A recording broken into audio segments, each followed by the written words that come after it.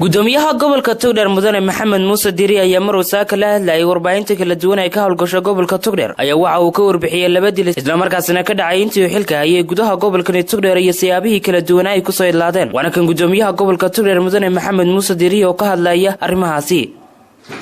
gobolka Togdheer wuxuu ka mid yahay dal qaran oo jiray dal مش مسؤولين والله الأرض كل شغية أو كربانية شغل كل شغية من هاي حسية شيء عدوي يقول كذا عن مرور تقبل الرقم اسمه كم تاعي أنتي أجوي لو أنا عضو بخل عضو كله إلى حي يقولوا كلي من واحد هتو سويتي تقريبا تسكت شيء تلسيو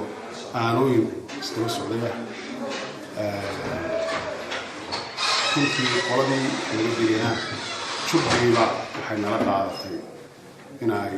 قرنا ما داير على الصوت ولدنا داير على الصوت أنا من هناك عندي سوح كفشن وقدم بيصير دولة توفر يصير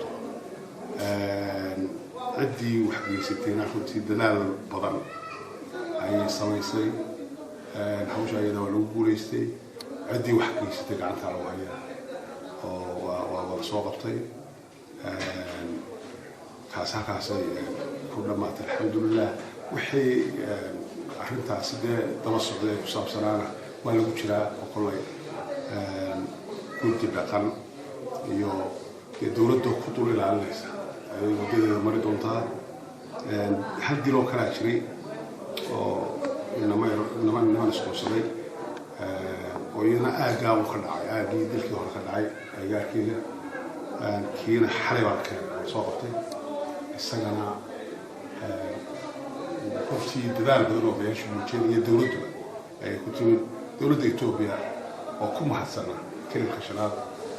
يا أبي الله لوضع جيش لوضع على أي نقرأ قاعدتي